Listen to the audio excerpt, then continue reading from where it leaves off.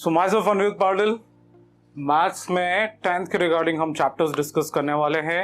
तो आज जो चैप्टर हम डिस्कस करने वाले हैं that is introduction of trigonometry.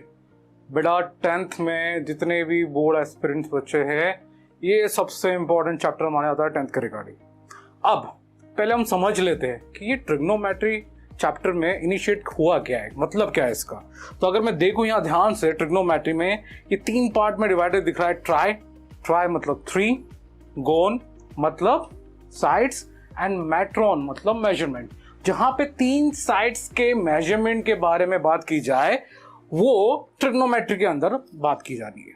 अब जैसी 3 साइड्स की बात की जाती है हमारा दिमाग सीधे क्लिक होता है जहां 3 साइड की बात हो रही है, मतलब ट्रायंगल में 3 साइड होती है। मैंने कहा बिल्कुल सही। तो बोले सर ट्रायंगल मैंने कोई से भी एक रैंडम ट्रायंगल अगर आपके सामने अगर इंट्रोड्यूस करा, मैं बोला यार एक ट्रायंगल दिया है जिसकी 3 साइड्स है। अब ट्रिग्नोमेट्री में हमें ट्रायंगल्स के बारे में क्या पढ़ना है? बेसिकली हमने 8th 9th में ट्रायंगल्स के बारे में काफी चीज पढ़ रखी है।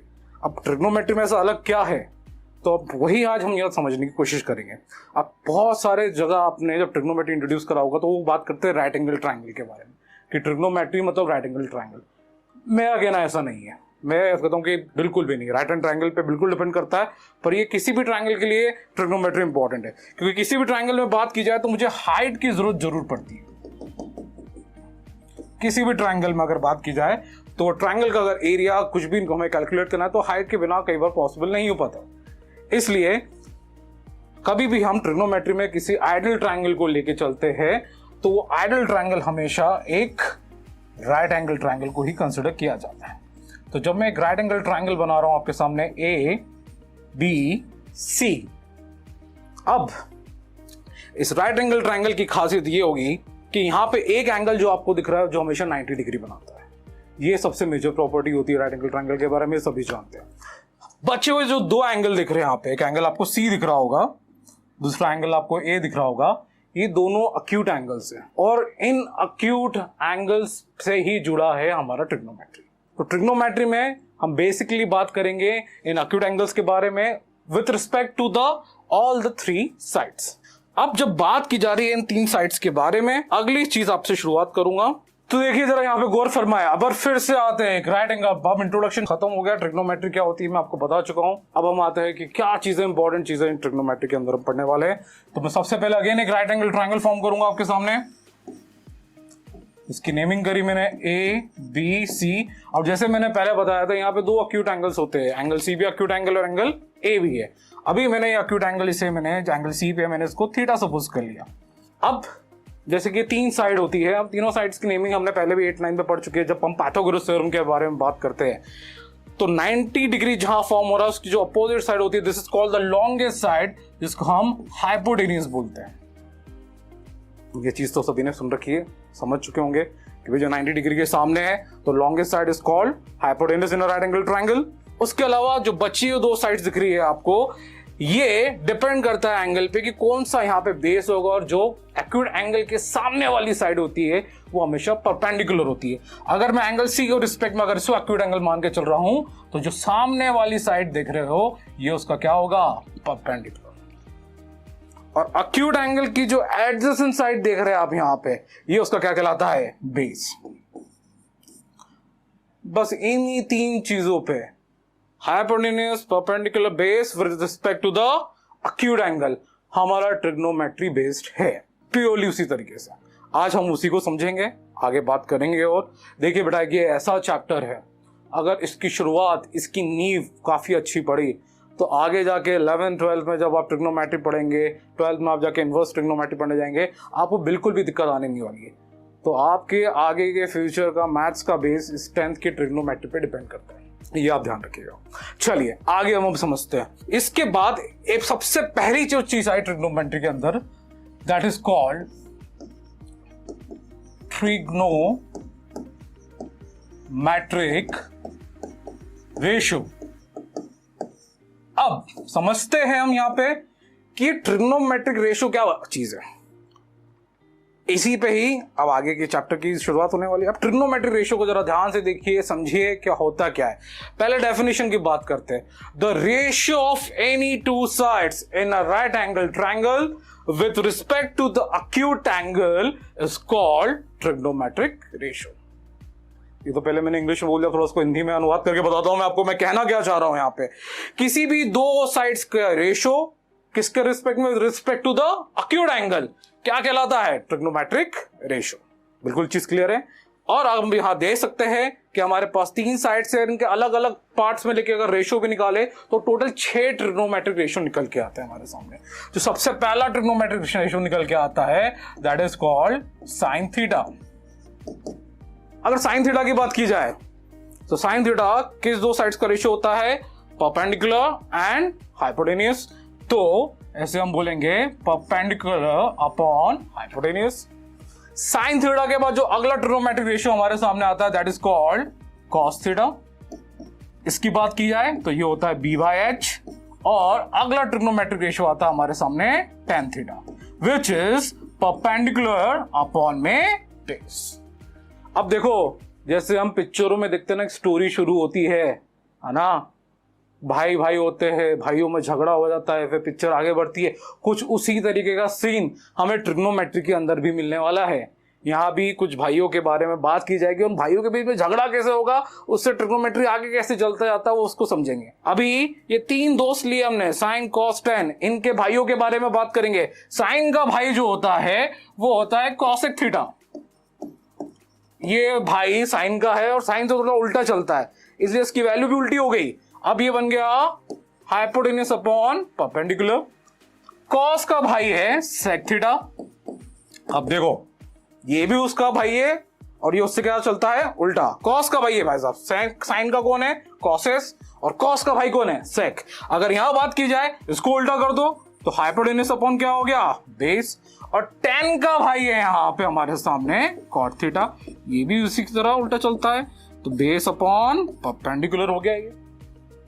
तो ये जो 6 ट्रिग्नोमेट्रिक रेशियो भी मैं तुम्हारे सामने लेके आया हूं, इन्हीं पे ही हमारी पूरी ट्रिग्नोमेट्री बेस्ड है।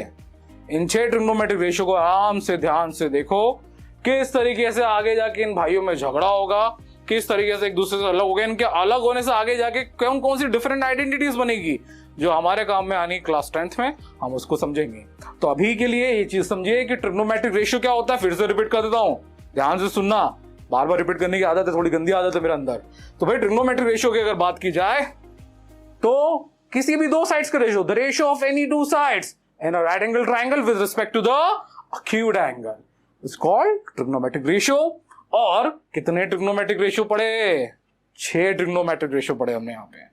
साइन कॉस टेन, साइन का भाई कॉसेक, कॉस का भाई सेक और टेन का भाई कॉट।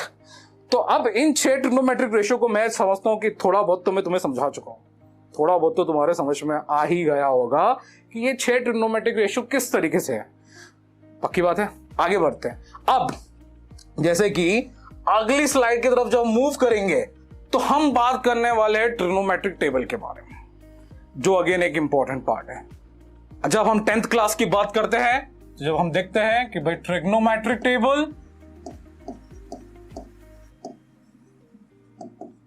तो ट्रिग्नोमेट्रिक टेबल के बारे में बात की जा रही है, तो देखो आज मैं आपको टेबल बनाना सिखाऊंगा, ट्रिक भी सिखाऊंगा कि ये टेबल कैसे फॉर्म हुई, और आगे जाके इस वीडियो में मैं आपको ये भी बताऊंगा कि ये वैल्यू जेन्युइनली कैसे डिराइव हुई है। अभी तो आज मैं आपको टेबल बनाने की ट्रिक सिखाने वाला हूं। इस वीडियो में अभी हम ट्रिक सीखेंगे, आगे हम उसको देखेंगे कि किस तरीके से वो वैल्यूज निकल के आई।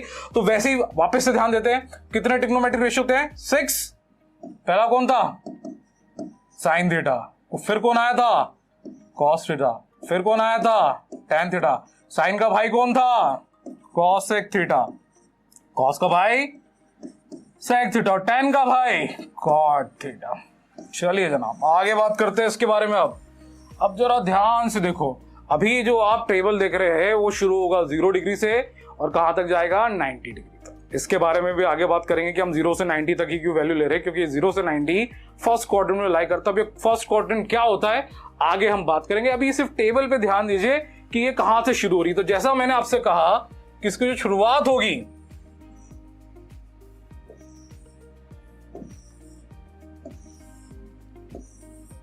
इसकी जो शुरुआत होगी वो 0, then we have 30, then we have 45 degree, then we have 60 and at the last we have 90 degree। तो ये ट्रिग्नोमेट्रिक टेबल है जो शुरू होती है 0 डिग्री से और जाती कहां तक है 90 डिग्री तक। अब बहुत से लोग जब स्कूल में भी पढ़ते होंगे, आपके टीचर्स भी आपको कुछ तरीके से सिखाया होगा कि भाई किस तरीके से टेबल क्रिएट की आती है। मैं अपने तरीके से बताऊं कि किस तरीके से इस टेबल को क्रिएट करते हैं। देखिए, अभी रटना नहीं है, इसको समझना है हमें, तो जरा ध्यान से देखिएगा। मैं एक रफ वर्क लेके चल रहा हूं आप लोगों के सामने। रफ वर्क में मैंने कुछ खास नहीं करा है। देखिए, थोड़ा सा स्लाइड ऊपर कर रहा हूं समझाने के हिसाब से, क्योंकि रफ वर्क करने वाला हूं यहां पे मैं। तो मैंने करा कुछ नहीं, मैंने नंबर्स लिए 0 1 2 3 एंड 4। 0 से लेके 4 तक मैंने नंबर लिख दिया यहां पे। बोला सर बहुत बढ़िया, अच्छा करा। बोला आगे सर, अरे आगे रुको भाई, सब्र करो। आगे क्या है, आगे मैं सब में किससे डिवाइड कर रहा हूं 4 से। वाह सर, बोलो बहुत बढ़िया। फिर डिवाइड करना तो सभी को आता है। अब भाई 0 को 4 से डिवाइड करेंगे तो हमारे सामने क्या बचने वाला है 0। क्या बचने वाला है 0। 1/4 will become 1/4, 2/4 will become 1/2, that will 3/4 will be 3/4 और 4 से 4 कैंसिल हो गया। वैल्यू कितनी बच रही है हमारे सामने 1। तो बोले सर इस रफ वर्क का क्या फायदा है। मैंने कहा है फायदा बेटा, फायदा ही फायदा है, बहुत फायदा है तुम्हारे लिए। और पास में जूम करके और चीज समझाता हूं। फिर से देखो मैंने क्या चीज करी। पहले मैंने नंबर लिया 0 1 2 3 4, सबको किससे डिवाइड करा मैंने 4 से। फिर जब डिवाइड करने पे वैल्यू कितनी आ रही है मेरे सामने 0 1/4 1/2 3/4 एंड 1। अब मैं इन सबका स्क्वायर रूट निकालने वाला हूं। क्या निकालने वाला हूं स्क्वायर रूट।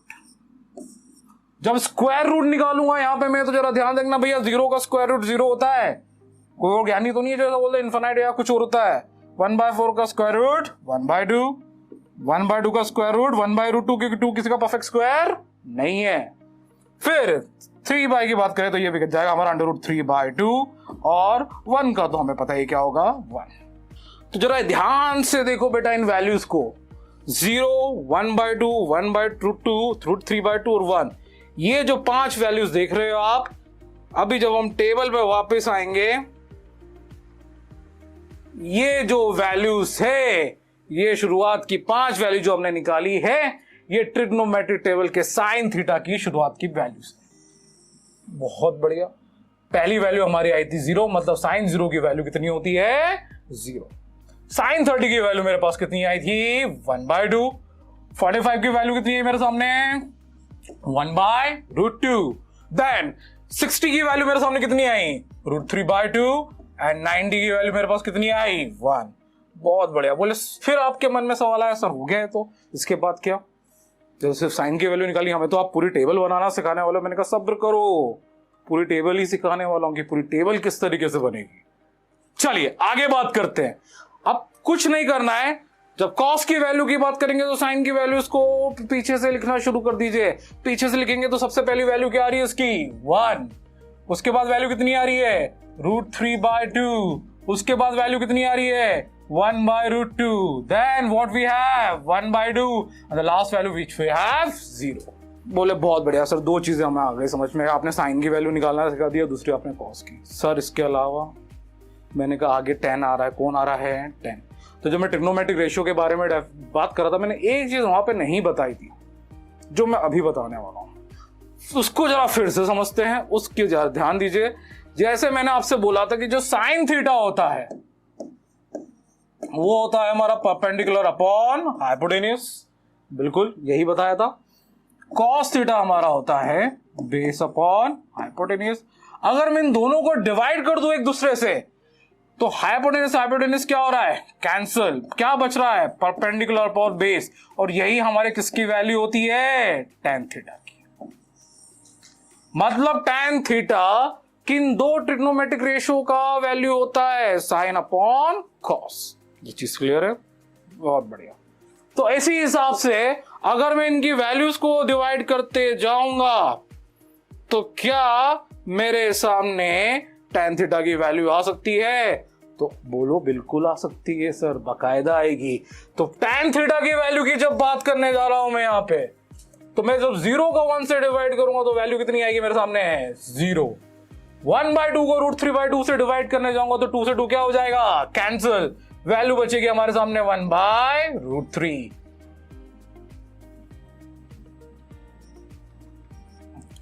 और जब मैं 1/√2 को 1/√2 से डिवाइड करूंगा मेरे पास वैल्यू बचेगी कितनी 1, 2 से 2 कैंसिल होने वैल्यू बच रही √3 और यहां थोड़ा सा ध्यान देने की जरूरत है 1/0 आ रहा है। जब अपॉन में 0 आ रहा है मतलब चीज हो जाती है नॉट डिफाइन, वैल्यू हो जाती है नॉट डिफाइन। इसे हम इनफिनाइट से भी नोटेट कर सकते हैं। आप इसे नॉट डिफाइन लिखिए या इनफिनाइट लिखिए, कोई फर्क नहीं पड़ने वाला बच्चों यहाँ पर।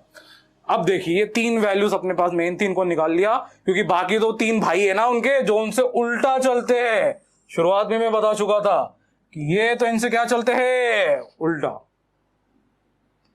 अब बाकी वैल्यू निकालना आसान हो गया, देख लो बेटा कैसे। अब कॉसेक थीटा की बात करें, कॉसेक किसका उल्टा भाई था, साइन का उल्टा चलता है। 0 का उल्टा क्या होगा, 0 का उल्टा ध्यान रखना, 0 का उल्टा होगा इनफाइनाइट। 1/2 का उल्टा क्या बन जाएगा, उल्टा कर दो 2 हो जाएगा। 1/√2 उल्टा होके क्या हो जाएगा √2।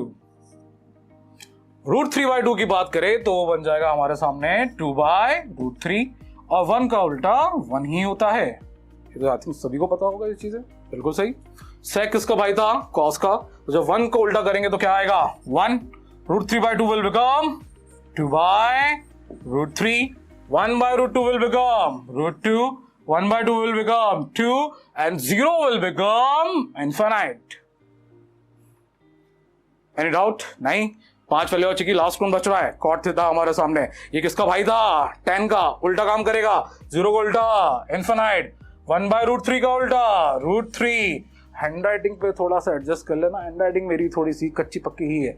आज 8-10 साल से पढ़ा रहा हूँ, पर हैंड राइटिंग में पुरजोर कोशिश करने से ज्यादा मैं अपने ऊपर कोशिश करता हूँ कि किस तरीके से मैं अपनी चीजें डिलीवर करूँ। जो बच्चे अलग अलग जिन शहरों में मैंने पढ़ा है, जो जानते हैं वो पता है कि सर की हैंड राइटिंग खतरनाक है, उससे कोई दिक्कत नहीं है। अब आगे बात करते हैं, और 1/√3 का आ गए थे, 1 का उल्टा फिर अगेन कितना होगा हमारे सामने 1, √3 का रेसिप्रोकल करने पे 1/√3 एंड लास्ट इनफिनाइट, जैसे 0 का उल्टा करने पे इनफिनाइट आता है, इनफिनाइट का 0 उल्टा करने पे कितना आएगा 0। तो ये जो आप चीज देख रहे हो ट्रिग्नोमेट्रिक टेबल, इसको रटने की जरूरत नहीं है, मैंने आपको ट्रिक सिखा दी थी। शुरुआत कहां से करी थी आप देख चुके हैं, किस तरीके से टेबल बनाए हम वो भी देख चुके हैं। अब इस टेबल को अंदर मन में कंठस्थ कर लीजिए कि कोई नींद में भी आपसे पूछे कि भाई अगर किसी ने पूछ लिया cot 45 क्या वैल्यू होती है, तो दिमाग में चाहिए भाई cot 45 किसका उल्टा होता है, tan का। tan 45 की वैल्यू 1, तो cot 45 की वैल्यू भी कितनी होगी 1। तो ये टॉपिक है हमारा ट्रिग्नोमेट्रिक टेबल। तो जैसा कि ट्रिग्नोमेट्री में कुछ चीजें जो हमारी कवर अप हो चुकी है, जैसे हमने पहले बात करी ट्रिग्नोमेट्रिक रेशियो के बारे में, क्या कौन कौन से ट्रिग्नोमेट्रिक रेशियोज होते हैं, फिर हमने बात करी ट्रिग्नोमेट्रिक टेबल के बारे में।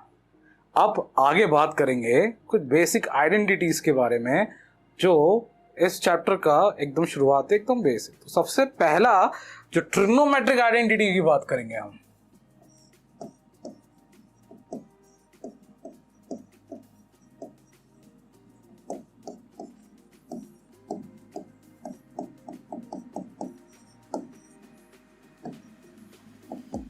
पहली ट्रिग्नोमेट्रिक आइडेंटिटी के बारे में जो बात करने जा रहे हैं वो है, जरा ध्यान से देखिएगा, विच इज ये देखो, अभी 3 आइडेंटिटी थी इस चैप्टर में आपको सबसे इंपॉर्टेंट लगने वाली है, और इन्हीं आइडेंटिटी से सब आइडेंटिटीज किस तरीके से बनेगी वो भी हम देखने वाले हैं। पहली आइडेंटिटी जो हमारे सामने बन के आती है which is sin square theta plus cos square theta is equals to 1। कि sin square theta plus cos square theta का अगर हम सम निकाले तो उसकी वैल्यू हमेशा कितनी होती है 1। छोटा सा फटाफट इजी वे का इसका प्रूविंग लेके चलते हैं कि किस तरीके से इस आइडेंटिटी को हम सेटिस्फाई करते हैं। भाई इक्वल का साइन है, मतलब एलएचएस किसके इक्वल आना चाहिए, आरएचएस के।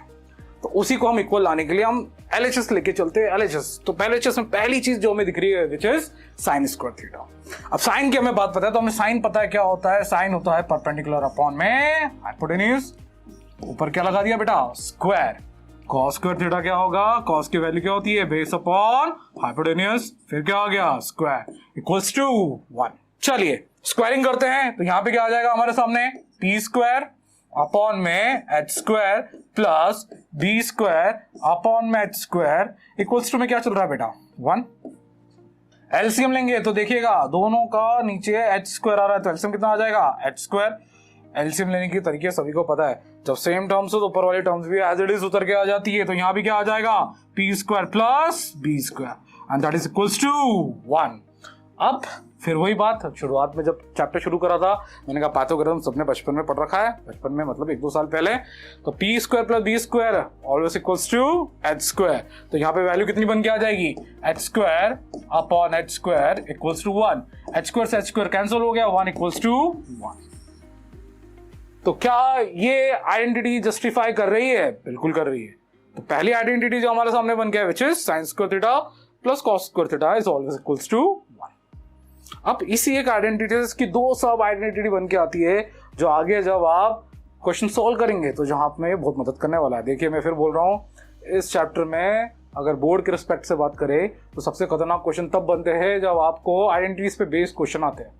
बच्चों को सबसे ज्यादा दिक्कत उसी में आती है। अगर ये आइडेंटिटीज दिमाग में क्लियर है तो आपको दिक्कत नहीं आने वाली है।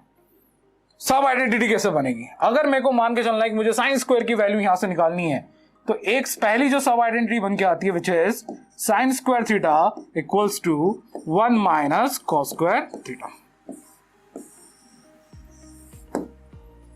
इसी आइडेंटिटी से उठ के ये पहली सब आइडेंटिटी मैंने आपको बना के दिखाई है। और एक और सब आइडेंटिटी की बात करें, अभी पहले हमने साइन स्क्वायर की वैल्यू निकाली, अगर ऐसे ही मैं कॉस स्क्वायर थीटा की वैल्यू निकालने जाऊंगा यहां पे तो cos square theta will be equals to 1 minus sine square theta. तो गौर करिए, इन एक आइडेंटिटी से हमने हमारी 2 नई सब आइडेंटिटी बनाई है। तो पहली आइडेंटिटी सभी को क्लियर है which is sine square theta plus cos square theta is equals to 1। आगे बात करते हैं दूसरी आइडेंटिटी के बारे में। देखिए अब यहां पिक्चर मैंने शुरू हुई थी, मैंने क्या बोला था, भाइयों का बारे में बात चल रही है। साइन का भाई कौन था? कॉसेक। ये भाई भाई है, पर दोस्ती साइन की हमेशा से साइन की जो दोस्ती रही है वो कॉस से रही है। किससे रही है? कॉस से। इसलिए जो पहली आइडेंटिटी पढ़ी हमने साइन और कॉस के रिगार्डिंग पढ़ी। अगली आइडेंटिटी जो पढ़ेंगे वो होगी आपके सामने।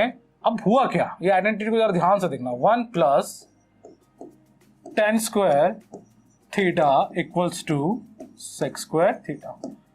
तो बोले सर ये तो tan है, tan का भाई कॉट था, यहाँ तो sec आ गया। मैंने कहा कोई बात नहीं बेटा, मैंने कहा था भाइयों में झगड़ा होगा, तो झगड़े की शुरुआत हो गई क्योंकि साइन ने किससे दोस्ती कर ली थी? कॉस से। तो साइन ने कॉस से दोस्ती कर ली तो कॉस का भाई कौन था? सेक। बुरा लग गया उसको यार, बुरा मान गया वो। बोले भाई भाई नहीं रहा तो उसने भी दूसरे से दोस्ती कर ली। सेक ने किससे दोस्ती कर ली? tan से। तो आइडेंटिटी क्या बन के हमारे सामने? 1 plus tan square theta equals to sec square theta. Again इसकी प्रूविंग के लिए वही बेसिक सी चीज लेके चलते, कुछ खास करने की जरूरत नहीं है। 1 प्लस tan थीटा हमें पता है क्या होता है, परपेंडिकुलर अपॉन बेस। जल्दी से डायरेक्ट लिख रहा हूं, चलेगा ना? पी स्क्वायर अपॉन में क्या आ जाएगा बेटा? P square. सेक की वैल्यू क्या होती है? सेक स्क्वायर होता है कॉस, कॉस होता है बेस अपॉन हाइपोटेन्यूज, तो क्या बन जाएगा ये? हाइपोटेन्यूज अपॉन बेस का स्क्वायर। अब इसको प्रूव करके ये लाना है, कुछ नहीं, अगेन इसके अपॉन में हमने क्या सपोज कर लिया? 1। एलसीएम कितना आएगा यहाँ पे? B square. क्रॉस मल्टीप्लाई करेंगे तो B square plus P square equals to H square upon B square. ध्यान दो यहाँ पे फिर पाइथागोरस थ्योरम की यूटिलाइजेशन आ रहा है यहाँ पे। बिल्कुल, P square plus B square again क्या बन जाएगा? H square by B square equals to H square by B square. तो ये सेकंड आइडेंटिटी का प्रूफ है बेटा कि 1 प्लस tan स्क्वायर थीटा क्या होता है? sec square theta. इसमें कोई डाउट, इसमें कोई गिला शिकवा तो नहीं होगा। अब जैसे पहली आइडेंटिटी से हमने 2 सब आइडेंटिटी बनाई थी, उसी तरीके से इस आइडेंटिटी से भी हम 2 सब आइडेंटिटी बना सकते हैं। तो पहली जो आइडेंटिटी हमारे पास बन सकती है, अगर ये प्लस का tan स्क्वायर थीटा उधर जाके माइनस हो जाए तो पहली सब आइडेंटिटी बनती है हमारे सामने sec square theta minus tan square theta is equals to 1। Sine square theta plus cos square theta की वैल्यू 1 हो रही थी, यहाँ पे sec square theta minus tan square theta की वैल्यू 1। ये पहली सब आइडेंटिटी निकल के आई है। अगली सब आइडेंटिटी की बात करेंगे यहाँ पे हम, तो जरा ध्यान से देखो। अभी जिस तरीके से हमने यहाँ से 1 प्लस tan स्क्वायर थीटा को उधर निकाला, अगर मैं +1 की जगह उधर माइनस ले जाऊं तो tan स्क्वायर थीटा की वैल्यू निकाल के ला सकते हो। tan स्क्वायर थीटा की वैल्यू क्या बनेगी बेटा? sec square theta minus 1। तो ये दूसरी सब आइडेंटिटी आपके सामने बना के दिखाई है मैंने। तो ध्यान रखिएगा, 2 आइडेंटिटीज और हर एक आइडेंटिटी की 2 सब आइडेंटिटी बन चुकी है। आगे बात करेंगे जो तीसरी। अभी ये बेसिक आइडेंटिटीज तो इस चैप्टर में आप इतनी पढ़ोगे उतनी कम है। अभी हम सिर्फ जो बेस आइडेंटिटीज है जिन पे चैप्टर डिपेंड करता है अभी उनको डिस्कशन कर रहे हैं। ठीक है, आगे बात करते हैं इसके बाद हम द लास्ट वन। अब देखो, साइन ने किससे दोस्ती कर ली? कॉस ने, कॉस से। हुआ क्या उससे, कॉस का भाई रूट गया, कौन, सेक, सेक ने किससे दोस्ती कर ली, टेन से, पर टेन का भाई कौन था, कॉट, अब कॉट को लग गया पूरा, कॉट ने बोला मैं भी दोस्ती करूंगा किसी और से, तो बचा कौन, साइन ने कॉस से दोस्ती कर ली, टेन ने सेक से कर ली, तो कॉट के पास कौन बच रहा है, कॉस, कौन बच रहा है, कॉस। तो अगली आइडेंटिटी जो हमारे सामने बन के आई which is 1 plus cot square theta is equals to cosec square theta. देख लो भाई, आइडेंटिटी पे ध्यान दो। बोले सर प्रूविंग करके दिखाना पड़ेगा सर, मैंने कहा बिल्कुल वही चीज, 1 प्लस कॉट किसका उल्टा होता है, 10 का, क्या बन जाएगा, बेस का स्क्वायर अपॉन परपेंडिकुलर का स्क्वायर, कॉसेक किसका उल्टा था, साइन का, हाइपोटेन्यूज का स्क्वायर अपॉन परपेंडिकुलर का स्क्वायर, अपॉन में अगेन क्या सपोज कर लिया बेटा अपन ने, 1, एलसीएम कितना आएगा यहाँ पे, P square equals to, LCM लिए पी स्क्वायर का 1 में cross multiply P square plus B square equals to H square upon P square, again P square plus B square by Pythagoras theorem, बार बार repeat कर रहा हूं, ये क्या बन जाएगा, H square upon P square is equals to H square upon P square. ध्यान से देखिए, हो गई प्रूविंग, तीसरी आइडेंटिटी आ गई। अब इसकी दो क्या बनेगी, सब आइडेंटिटी। पहली सब आइडेंटिटी की बात की जाए तो वो बन के आएगी हमारे सामने cos x square theta plus का cot स्क्वायर थीटा, इधर आके क्या बन जाएगा, माइनस, तो cos x square theta minus cot square theta is always equals to 1। ये हमारे सामने इसकी पहली सब आइडेंटिटी बन के आई। ठीक है, ध्यान रखिएगा इसको। अगली सब आइडेंटिटी अगर मुझे cot स्क्वायर थीटा की वैल्यू निकालनी है तो cot square theta will be equals to cos x square theta minus 1। तो जैसा कि आप देख पा रहे हैं यहाँ पे 3 आइडेंटिटीज बताई हमने और 3 आइडेंटिटीज की दो हमने क्या बात करी, सब आइडेंटिटीज की। इन आइडेंटिटीज पे गौर फरमाओ। फिर मैं कहना चाह रहा हूँ कि इस चैप्टर में ये आइडेंटिटीज पे बेस्ड क्वेश्चन सबसे ज्यादा टफ लगते हैं बच्चों को। आप किसी भी बोर्ड के बच्चे हो, आप स्टेट बोर्ड के बच्चे हो, आप या सीबीएसई के हो या आईसीएसई के हो, आपको इन पे बेस्ड क्वेश्चन ही सॉल्व करना है जो सबसे बड़ी दिक्कत देता है बच्चों को। इनको ध्यान में रखो, इनको दिमाग में चलाओ, तो क्वेश्चन सॉल्व करने में आपको कोई तकलीफ नहीं आने वाली है। इतना तो मैं जानता हूँ, इतना सालों से पढ़ा रहा हूँ, उसका एक्सपीरियंस से बता रहा हूँ आपको। इन 3 आइडेंटिटीज के बाद आगे बात करेंगे। पहले तो हम फिर से रिवाइज कर लेते कि हमने किन किन चीजों पे फोकस किया था। सबसे पहले हमने बात करी थी ट्रिग्नोमेट्री होता क्या है, ट्रिग्नोमेट्रिक रेशियोज पे आए, फिर हमने टेबल पे बात करी, ट्रिग्नोमेट्रिक टेबल्स कैसे फॉर्म की जाती है। उसके बाद हमने बात करी किसके बारे में, यहाँ पे हमने बात करी ट्रिग्नोमेट्रिक आइडेंटिटीज। ये बिल्कुल बेसिक चीजें जो हम लेके चल सकते हैं, हम उस पर आ रहे हैं। आगे बात करते हैं इसके बाद। जो अगला टॉपिक ट्रिग्नोमेट्री में हम डिस्कस करने वाले हैं which is called trigonometric plane, जहां पे हम क्वाड्रेंट्स के बारे में बात करेंगे। जैसा कार्टेशियन प्लेन होता है एक्स और वाई एक्सिस से बनता है, जहां हम ट्रिग्नोमेट्रिक प्लेन की बात करेंगे, यहाँ पे भी 4 क्वाड्रेंट्स के बारे में हम डिस्कशन करने वाले हैं। अब पूरा ही डिस्कशन हम 10th में नहीं करने वाले चारों क्वाड्रेंट्स के बारे में। 10th में जिसके बारे में बात किया जाएगा उसमें फर्स्ट क्वाड्रेंट है, पर मैं आपको थोड़ा सा हिंट देता हूं कि ये ट्रिग्नोमेट्रिक प्लेन में चारों क्वाड्रेंट्स किस तरीके से बिहेव करते हैं। सबसे पहली बार अगर हम बात करें तो हमें पता है ये हमारा कहलाता है first quadrant, that is second, this is third and this is fourth. अब इन क्वाड्रेंट्स की बात की जाए तो मैंने जैसे पहले बोला था, जब टेबल बनाई थी मैंने कहा आपको टेबल शुरुआत करी थी मैंने 0 डिग्री से खत्म करा था 90 डिग्री पे। तो जो 0 से 90 है यही आपका पहला क्वाड्रेंट होता है, जो शुरू होता है 0 से खत्म होता है 90 डिग्री पे। तो first quadrant is always lie between 0 and 90। Second quadrant lie between 90 and 180। Okay, third quadrant lie between 180 and 270 and fourth quadrant lie between 270। अब 0 के साथ स्लैश करके मैंने क्या लिखते हैं यहाँ पे 360, क्योंकि जो ओवरऑल एंगल बनता है एक रोटेशन का वो 360 का बनता है, ये सभी जानते हैं। तो ये 4 क्वाड्रेंट्स कुछ इस तरीके से एंगल्स के बीच में वेरी करते हैं। 10th के हिसाब से बात की जाए तो हमारे काम का सिर्फ कौन सा क्वाड्रेंट है, फर्स्ट, जिसके हमने ट्रिग्नोमेट्रिक टेबल पढ़ी है। और आप देखिएगा कि फर्स्ट क्वाड्रेंट में जितनी भी वैल्यूज हमने निकाली थी 6 के 6 ट्रिग्नोमेट्रिक रेशियो की, all the values were positive. सारी की सारी वैल्यूज कैसे थी, पॉजिटिव। तो एक चीज क्लियर होती है कि जो फर्स्ट क्वाड्रेंट होता है उसमें ऑल रेशियोज आर पॉजिटिव।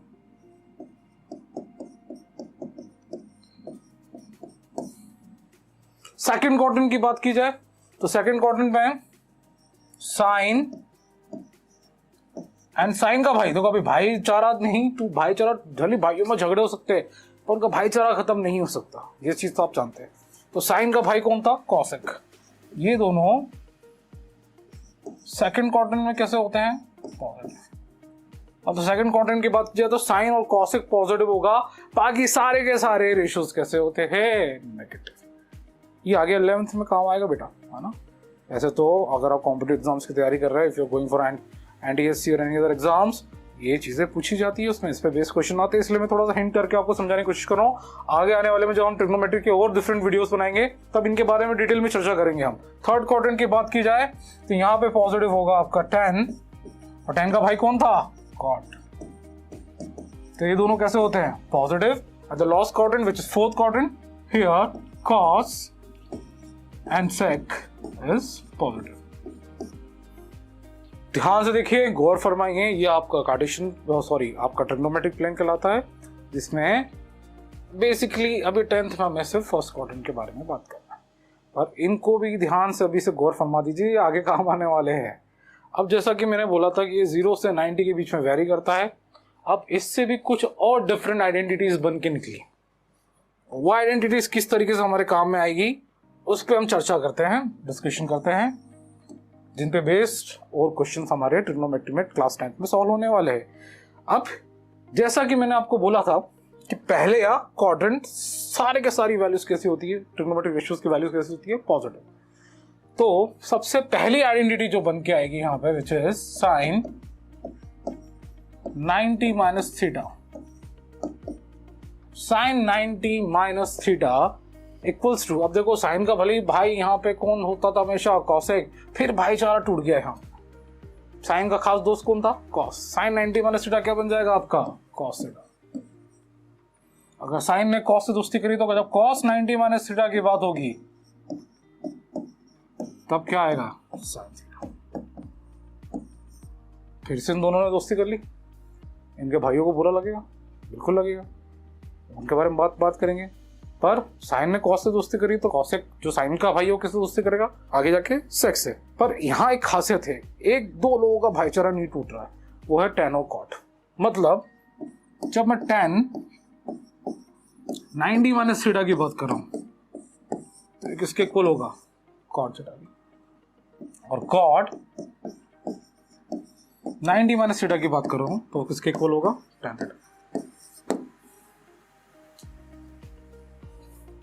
इन्होंने भाईचारा तोड़ दिया, इन्होंने नहीं तोड़ा, इन्होंने बना के रखा हुआ है। और अब इनके भाइयों की बात की जाए, साइन मतलब साइन का भाई कॉसेक। जब कॉसेक 90 माइनस थीटा की बात कर रहा हूं मैं यहाँ पे तो क्या बन के आएगा मेरा? Sec theta. और जब मैं सेक 90 माइनस थीटा की बात कर रहा हूं तो कौन बन के आ जाएगा? Cosec theta. ये बड़ी इंपॉर्टेंट आइडेंटिटीज है बेटा, इन पे भी क्वेश्चन काफी बन के आएंगे। और ये आगे जाके बाकी देखो, अभी ये फर्स्ट क्वाड्रेंट है, मतलब जब 90 माइनस बोल रहा हूं मतलब 90 से कम, तो कितनी आइडेंटिटीज बन के आ रही है हमारे सामने? 6। 90 प्लस बोलूंगा तो कौन से क्वाड्रेंट में चला जाऊंगा मैं? सेकंड। 180 माइनस बोलूंगा तो कौन से क्वाड्रेंट में चला जाऊंगा? Again second. मतलब अगर देखिए सब क्वाड्रेंट्स की अपनी अपनी डिफरेंट आइडेंटिटीज बनेगी, पर उनके बारे में बाद में बात करेंगे। अगर 10th के हिसाब से देखिए तो ये पार्ट हमारे लिए इंपॉर्टेंट है। Sin 90 minus theta will become cos theta. Cos 90 minus theta will become sin theta. दोस्ती। फिर ये भाईचारा टूटा क्या यहाँ पे है? नहीं। tan 90 minus theta will become cot theta. Cot 90 minus theta will become tan theta. Cosec 90 minus theta will become sec theta. And sec 90 minus theta will become cosec theta. फिर बच्चों के मन में सवाल आया, सर ये क्या लिख दिया आपने, क्या प्रूफ बताओ? पहले भी आपने थोड़ा बहुत प्रूफ दिखाया था, समझाओ कि क्या है, कैसे आए। मैंने कहा बिल्कुल बताएंगे, हमारा काम ही है आपके डाउट्स क्लियर करना। तो उस पर आते हम कि हमने किस तरीके से इसको प्रूव कर सकते हैं। फिर से अगेन मैंने आपके सामने ट्रायंगल फॉर्म किया, ट्रायंगल बनाया एबीसी। एक्यूट एंगल मैंने यहां पे कितना ले लिया बेटा? थीटा। ठीक है, यहां तक कोई दिक्कत नहीं। फिर मैंने जैसे बोला था, एंगल के सामने वाली चॉइस क्या हो जाती है? हाइपोटेन्यूज। ये हमारा क्या होगा? परपेंडिकुलर। ये हमारा क्या होगा? बेस। बट अगर ये 90 है, ये थीटा है, तो एंगल ए क्या हो सकता है? एंगल ए हो सकता है हमारा 90 माइनस थीटा। बोले सर कैसे, क्या, क्यों, क्या लिख दिया आपने? अरे मैंने कहा घबराओ मत, ये एक एंगल 90 है, ट्रायंगल के तीनों एंगल का सम कितना होता है? 180। अगर ये एक एंगल 90 है तो बाकी दो एंगल्स का सम कितना होगा? 90। अगर एक एंगल थीटा है तो दूसरा एंगल क्या हो सकता है? 90 माइनस थीटा। बिल्कुल सही, कोई दिक्कत यहाँ पे नहीं। अब इन आइडेंटिटीज के प्रूफ पे आते हैं।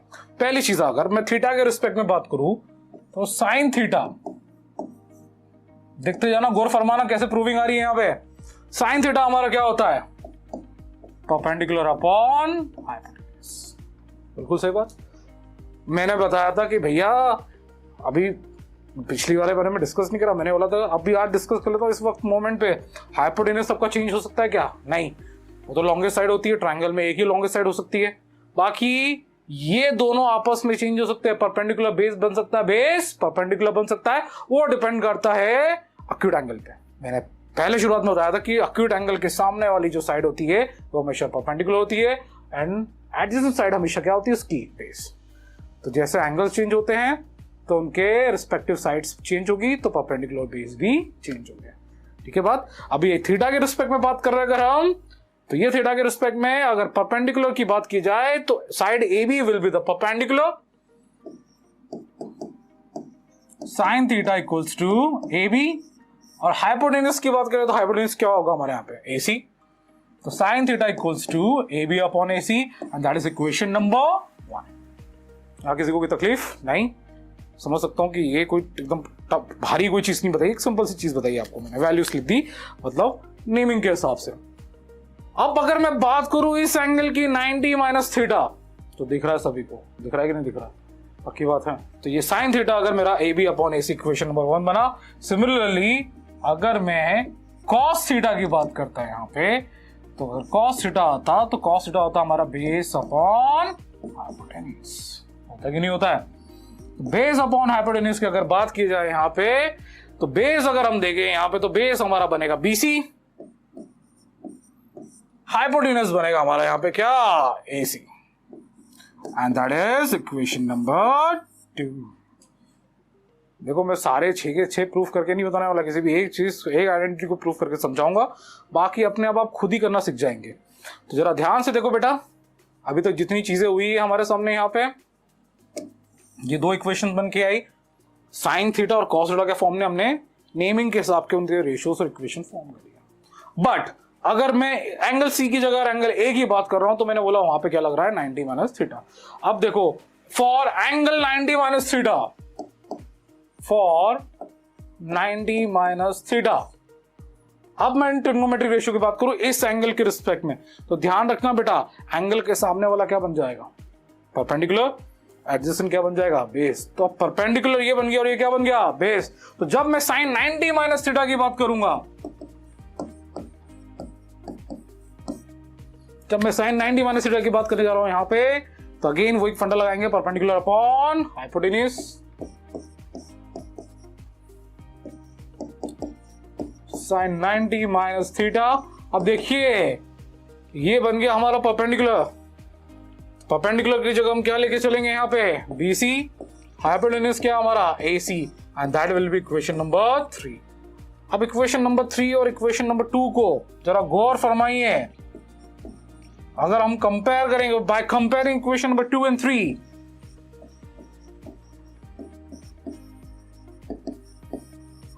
सेकेंड एंड थर्ड, तो सेकेंड एंड थर्ड इक्वेशन को हम कंपेयर करने जाएंगे यहां पे, तो आप देखिएगा दोनों के RHS इक्वल है।